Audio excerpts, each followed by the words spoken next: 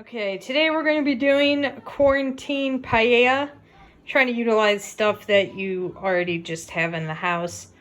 Might have to grab a couple things, but gonna make it a pretty versatile recipe that, you can learn the basics from. So earlier this morning, I just cooked down, made a sofrito, very simple, sliced onion, diced onion, and tomato. I used cherry tomatoes because we had them. I had Arya help me half them, and I cooked down the sofrito just in a pan with oil, salt, and pepper. Over here is a rough chop of vegetables. You can use what other vegetables you have. Root vegetables work really well. Carrots, onions, peppers, celery. At the restaurant I used to work at, we always put eggplant. You can pretty much do whatever you want with this part. Just use stuff you have in the house, stuff that might be going bad. Doesn't have to be cut particularly well, just a rough chop. You're going to want to have salt, wooden spoon, oil, pepper, either smoked paprika, which works totally fine. I have a little bit of saffron that I've been holding on to, so that's perfect in a paella, but not everybody has that. And for rice, usually with paellas you want to use bamba rice, but we're just using rice we have, which is instant boxed rice. So if you have a paella pan, that is the best thing to cook a paella in. But if you don't, a flat pan like a cast iron skillet or anything that's larger works great too. You could also do like a smaller scale paella. Over here I have a stock going. This is just a vegetable stock. I just used all the scrap from some vegetables I was prepping throughout the day for different stuff. Just added some water and salt, brought it up to a boil, and now I'm just gonna let it simmer and cook down, and I'm gonna keep that warm, and that's what we're gonna use for cooking the rice and the paella. Okay, now we've got the stock strained, keeping it warm on like low medium heat. We're working on an electric range, so adjust if you have gas, it'll be a little bit higher.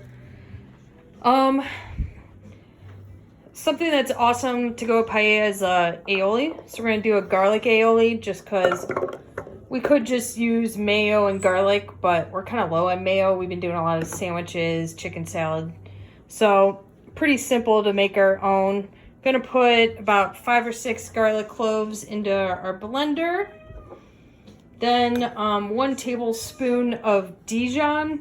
I just have honey mustard, which is fine. It'll just have a little honey taste to it. And then I'm gonna crack 2 eggs and put the eggs straight into. Okay, once you have the eggs, couple garlic cloves, teaspoon of Dijon mustard, put the lid on your blender.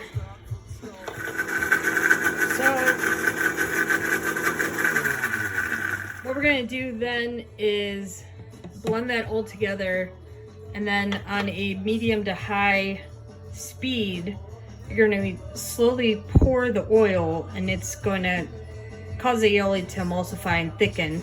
The really important thing is that you don't pour all the oil in at once, and that you do it slowly, otherwise it's gonna break.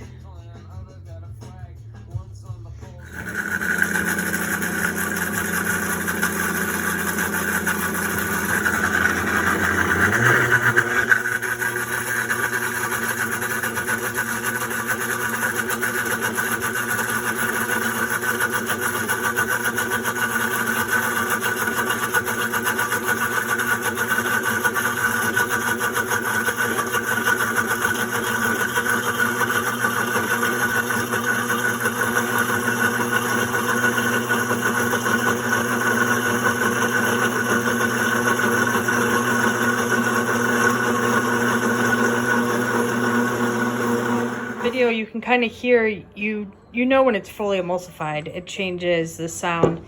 You can see it's thick, like an aioli or, you know, you would see a mayo. Okay, now we're ready to start the actual paella.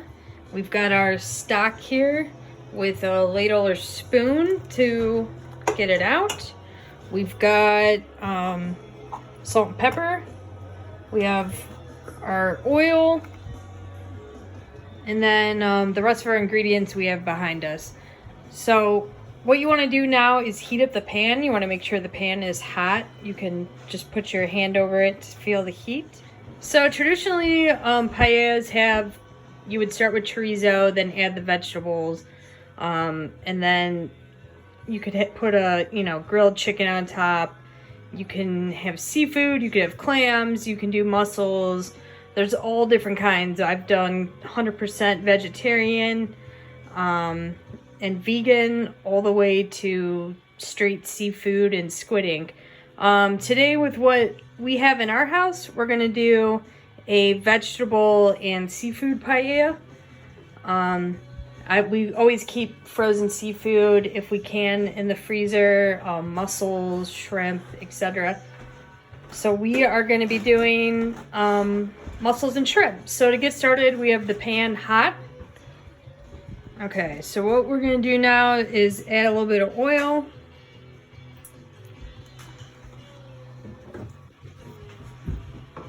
And then with whatever pan you're using, you just want to distribute the oil. That might have been a little too much. Okay, let that heat up. And then we're going to add our vegetables. I'm going to do about half of what I have cut. Let that roast. And then I'll add the rest. If you have a fan, it's not a bad idea to turn that on. Alright. Always want to make sure you're adding salt and pepper. So you really want the vegetables to roast and not steam. That's why we're not overcrowding them. That's why we're not overcrowding them by putting them all at once. So once they brown, we'll add the rest of them. You know, depending on your stovetop, I know some of the newer grades, they don't want you to move pans like that. So if that's the case, just use your wooden spoon to move around the vegetables. So we're gonna let those vegetables roast. And traditionally paellas were, you know, people would make them in Spain to kind of get people together and celebrate and have people come together and share a big meal. You've probably seen, there's paella pans that are huge, you know, feed 30 to 50 people. So it's kind of ironic that we're doing for our first quarantine meal, you know, a meal that traditionally brought people together. But I don't know, maybe you'll try making it at home and we can just digitally, you know, have a paella together. Okay, so now the vegetables are where we want them. Onions are translucent, a little bit of color on the peppers and celery. So we are going to turn down our heat a little bit, and now we're going to add the rice. Depending on the size pan that you're using, will be like how much rice to do. So this size pan, I think I'm going to do 3 to 4 cups of rice. You know, kind of judge accordingly. If you're using something smaller, maybe only 2 cups. You don't want, it's not like doing risotto where you're going to have a very, like thick amount of rice. You kind of want to keep it thin. So as you're pouring, you'll see, you'll want the rice to spread out around the pan and not build up height-wise, if that makes sense. Okay, so I ended up doing 4 cups of rice, pouring all the rice into the pan and letting the rice toast a little bit. Probably for about a minute, maybe less. After that, we're going to add our sofrito and then our stock. So before, I think I misspoke because I said the sofrito was made from diced onions, sliced onions, but it was sliced garlic diced onions. Doesn't really matter how you cut the onions. They can be diced, they can be julienne, they can be, just as long as you cook them down. So I'm doing about that much sofrito added. And the rest I can save. I can put it in a Tupperware container. I can add it to pastas. Put it on toast. It's kind of versatile. Alright, so now that that's there, we're going to add our stock that we've been keeping warm. And remember, ours is just a vegetable stock. You can use chicken bones, make a chicken stock.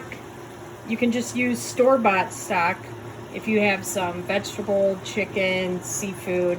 Just want to make sure it's heated up because that's what's going to cook the rice.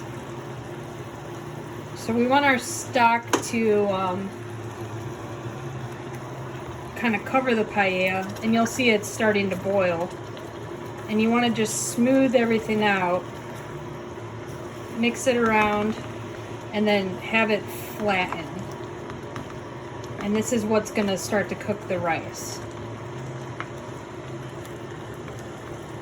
Sorry, I'm not very good at filming with my camera like this. Alright, so we're going to let that start to cook. We're also going to do something that's very important. We're going to add salt. We're going to make sure that we are seasoning throughout the cooking process. You want to make sure to occasionally kind of shake your pan a little bit just to keep it from sticking to the bottom. There will be a point when you do want the paella to kind of stick and get a crisp layer on the bottom, but that is at the end when it's pretty much done cooking. So the paella shake keeps it from doing that. And then we'll let it cook, and then we'll kind of mix it up and flatten it out again, see if we have to add more stock. Alright, we're gonna move everything around, mix it up a little bit, and then we're gonna flatten it back out. We are using this like not so good box rice that, you know, is enriched, cooks in 5 minutes, so it may be different if you're using a brown rice or, you know, a jasmine, something different. So this is kind of an experiment. I've never done a paella with this type of rice before. So I did add a little more stock. This rice is cooking very, very fast. A lot faster than like a traditional Spanish rice or, you know, a different rice that I would use. So now I'm just trying to get the liquid to cook out of it, and then I'm going to get my proteins going to finish this. So this is what we had in our freezer: some cooked tailed off shrimp and some mussels. It's not perfect, but it will do. So you can leave both these items frozen and then just steam them in the pan to cook them. So once the rice is cooked, and the best way to, you know, test that is just grab a spoon and have a taste. Feels cooked, the liquid's cooked off, just take it off, set it on a like a hot pad. We've got these cork things that are great for paellas, and you're just gonna let that sit while you get your proteins going. I'm just steaming some frozen seafood that we have. Okay, so seafood's almost done. I got garlic aioli, which I put into a bottle that I'm gonna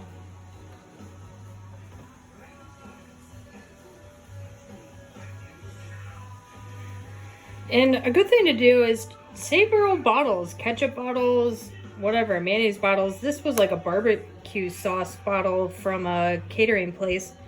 That way you make sauces, you can keep them in the fridge and you can use them. All right, there we go. Got our steamed mussels, very small little shrimp. Put a little bit of the aioli and just a little bit of parsley leaf to finish.